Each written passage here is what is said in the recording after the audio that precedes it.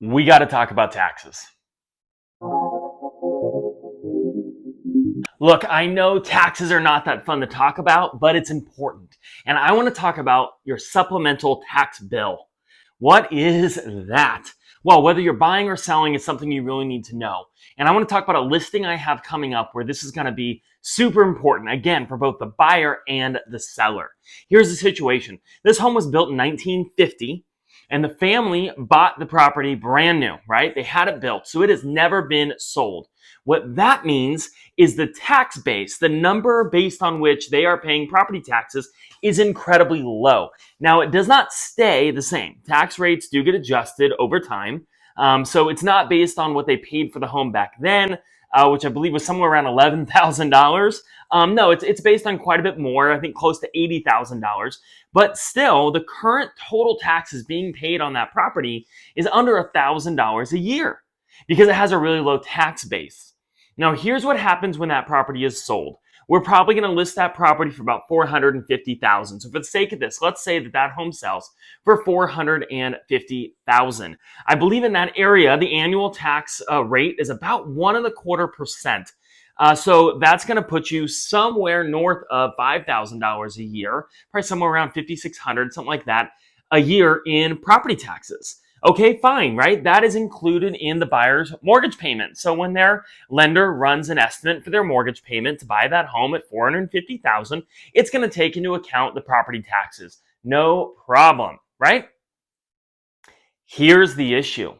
There is often, or really pretty much always, a delay. When a home is sold, chances are the seller has prepaid some property taxes. The way property taxes are paid, they're paid a couple times a year, and they're paid in advance. So let's say that in that 6-month period, the seller has paid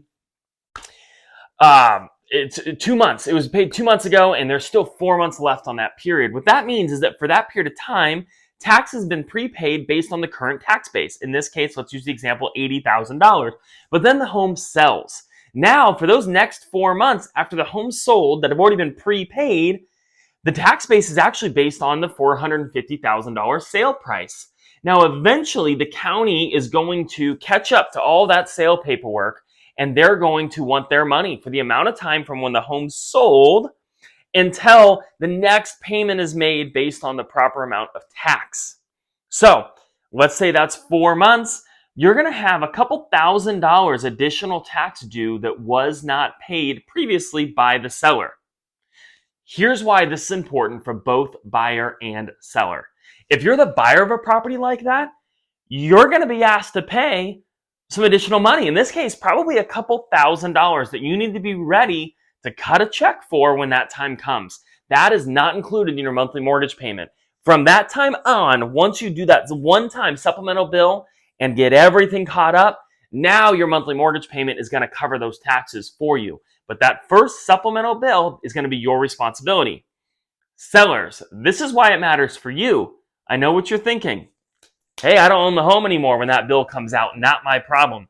That's true. However, what happens when during escrow, after you've accepted a buyer's offer, the title company puts together all the numbers and they let the buyer know, hey, here you go. Here's the mandatory disclosure on supplemental tax bills. And you should expect a couple $1,000 in a supplemental bill. And the buyer says, I don't have a couple $1,000 and I'm not going to have a couple $1,000 in a few months. I'm not willing or able to do that. Suddenly we have a problem, right? Now we have to negotiate between buyer and seller, see if we can make a deal, or maybe the deal falls out of escrow and we have to go back on the market. Nobody wants that. So it's best that everybody know upfront and be ready and prepared for supplemental tax bills. One more scenario I want to give you where we see this be a real factor is on new construction homes.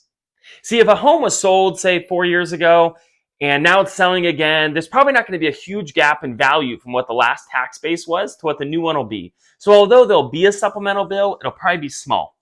However, the first example I gave where a home has not sold in many decades and now has a considerably higher value, that's going to have a big bill. And another scenario is in new construction homes because that particular piece of property is currently having taxes paid on it based on the dirt value.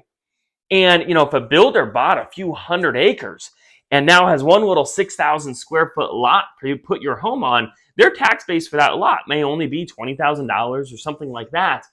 And now suddenly, you may be buying a $700,000 home from them that's on that piece of dirt.